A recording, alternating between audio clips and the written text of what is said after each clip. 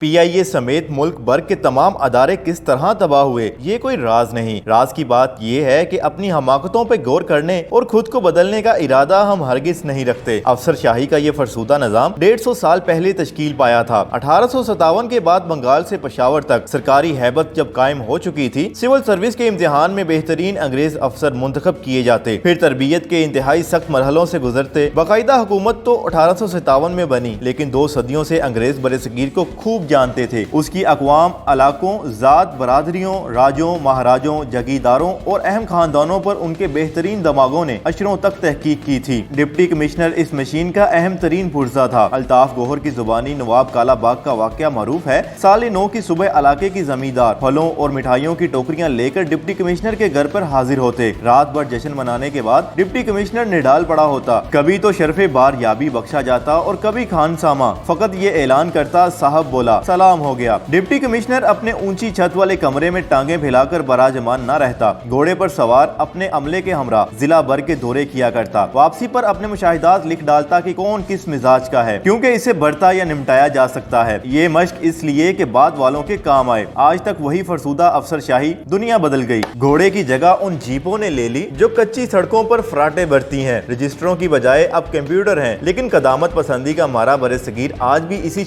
अफसरशाही का असीर है। तरबियत कम तर ज्यादा ज़हीन लोग सरकारी मुलाजमत से बेजार, लेकिन इख्तियार आज भी उन्हीं का। नौबत यहाँ तक आ पहुंची कि सिंध में 60% कोटा दही आबादी के लिए मुख्तस है, बाकी 40% भी शहरी आबादी का वजूद बराए नाम। इसलिए कि मीरपुर माथीलों का कोई भी BA पास मकीन खुद को कराची या हैदराबाद का मकीन जाहिर कर सकता है। इसमें तगो दो ही कितनी है, इस पे खर्च ही क्या उठता है। आपको एक मकान का पता बताना है और किस जिम्मेदार शख्स से तस्दीक कराई है, सिफारिश हम पाकिस्तानियों के लिए कारिज सवाब है। ख्वाह बिल्कुल ही गलत हो। दुनिया बदल गई और इस तरह बदल गई कि तरीक इंसान में कभी इस कदर तेजी से तब्दीली ना हुई थी। ज़िले इंतजामिया ग्रुप DMG का कोई अफसर महकमा सेहत का सेक्रेटरी लगा दिया जाता है। बड़े बड़े नामवर प्रोफेसर, हत्ता कि किसी मेडिकल कॉलेज के प्रिंसिपल को बरामदे में उसका इंतजार करना पड़ता है। तब्दीली सरकार का इरादा अब ये है कि वाइस चांसलरों और यूनिवर्सिटियों के उस्तादा को भी ऐसा ही एजाज बख्शा जाए। ऐसे ही एक सेक्रेटरी सेहत खवातीन डॉक्टरों से जो ज्यादा तुर्श रोई से पेश आते, वजीर आजम नवाज शरीफ के प्रिंसिपल सेक्रेटरी हो गए थे। एक खैरख्वाह ने उन्हें समझाने की कोशिश की कि मौसूफ मर्दम बेजार वाकया हुए हैं और अंधेरे उजाले चूकते भी नहीं। आन जनाब ने सुनकर ना दिया, बल्कि बीच में ही बात काट दी और कहा, बराहे करम इस बारे में बात ना कीजिए। फलसफा उनका ये था कि किसी अफसर की अहमियत का इन्हिसार फकत इस बात पर होता है कि वो नताइज पैदा कर सकता है या नहीं, ख्वाह उसके लिए कोई सा हीला और हरबा इख्तियार करे। मुआशरे की इखलाकी तबाही में बहुत से दूसरे अवामिल का दखल भी है, लेकिन शरीफ बरादरान की इस रविश ने भी जवाल को तेज तर किया। इतना तेज कि मामला अब काबू से बाहर हो चुका। सिविल हुकूमत क्या, एस्टेब्लिशमेंट भी अब दीवारों से सर टकराती फिरती है। 22 माह के अरसे में पंजाब में 3 IG आए और चले गए। सोच समझकर 3 बेहतरीन चीफ सेक्रेटरी चुने गए और रुखसत हुए। बढ़ते बढ़ते बिगाड़ वहां आ पहुंचा कि एक बड़ी सर्जरी के सिवा कोई सूरत दिखाई नहीं देती और इस दर्जे का सर्जन कोई नजर नहीं आता। बेबसी सी बेबसी है और मजबूरी सी मजबूरी है। 22 करोड़ की एक कौम तरीक के चौराहे पर लाचार खड़ी है और नहीं जानती कि आने वाला कल उसके लिए क्या लाएगा। शायर ने कहा था, ये जामा सद चाक बदल लेने से क्या था, मोहलत ही न दी फैज कभी बकिया गिरी ने। पिछली सदी के एक कादरुल कलाम का कहना यह है कि मुसाफा हम तो ये समझे थे कि होगा कोई जख्म तेरे दिल में, तो बहुत काम रफू का निकला, कुछ छोटे छोटे पैबंद अफसर शाही में हमने लगाए मगर पैबंद ही, कुछ इस्लाह हुई तो कुछ खराबी भी। 10% अफसर अब फौज से लिए जाते हैं। जुल्फकार अली भुट्टो ने ताखीर से शमूलियत के जरिए बहुत से नए अफसर शामिल किए थे। लाइक फाइक भी उनमें से थे, लेकिन ऐसे भी कि सुबहान अल्लाह। एक वाकया उनके अटॉर्नी जनरल याह्या बुख्तियार बयान किया करते, भुट्टो ने अपने एक भांजे को PIA में भर्ती कराया और कहा करते, ये भी मालूम नहीं कि उसने मैट्रिक का इम्तिहान भी पास किया था या नहीं। उनके बकौल था, बहुत काइयां और चर्ब जबान चुनाचे सेल्स प्रमोशन अफसर बना दिया गया। एक कार इनायत कर दी गई तवाजा के लिए, हर माह माकूल रकम और मरकजी दफ्तर में निशिस्त। इसी नौजवान जिसे प्यार से नकू कहा जाता का एक और रिश्तेदार सिंध का वजीर आला था। कहरमान मुमताज भुट्टो एक बादशाह की तरह हुक्मरानी करते, दूसरों का तो जिक्र ही क्या, जिन्होंने शाइस्ता अतवार और वाजियादार गुलाम मुस्तफा जतोई के घर छापा मारा और उन्हें रिस्वा करने की कोशिश की थी। इस लड़के का असल नाम महफूज मुस्तफा था। उसके बकौल उसकी जिंदगी का बेहतरीन वक्त था। बार बार अफसरों की तरफ से टोकने और समझाने के बावजूद इस कान से सुनकर उस कान से निकाल देता। जज होकर इन अफसरों ने PIA के इस सातरी चेयरमैन नूर खान से बात की, अपनी दयानत, खुलूस और रियाजत की इसी की वजह से जो हमेशा याद रखे जाएंगे। नक्कू को उन्होंने बुलाया और कहा कि आज से अपना काम एहसास जिम्मेदारी के साथ अंजाम दो वरना घर जाओ। इसी असना में जनाब भुट्टो लाड़काना के दौरे पर गए। नूर खान को उन्होंने तलब किया। पैगाम में कहा गया था कि PIA के बारे में वो एक ब्रीफिंग चाहते हैं। ब्रीफिंग मुकम्मल हो चुकी तो वजीर आजम ने कहा, ये बात हमेशा याद रखिएगा, एयर मार्शल साहब भुट्टो बहरहाल भुट्टो होता है। नूर खान ने फखरे एशिया कायदे अवाम जुल्फकार अली भुट्टो को ताज्जुब से देखा और वापस चले गए। कराची पहुंचते ही अपना इस्तीफा उन्होंने वजीर आजम को भिजवा दिया। PIA समेत मुल्क भर के तमाम इदारे किस तरह तबाह हुए, ये कोई राज नहीं। राज की बात ये है कि अपनी हमाकतों पर गौर करने और खुद को बदलने का इरादा हम हरगिज नहीं रखते।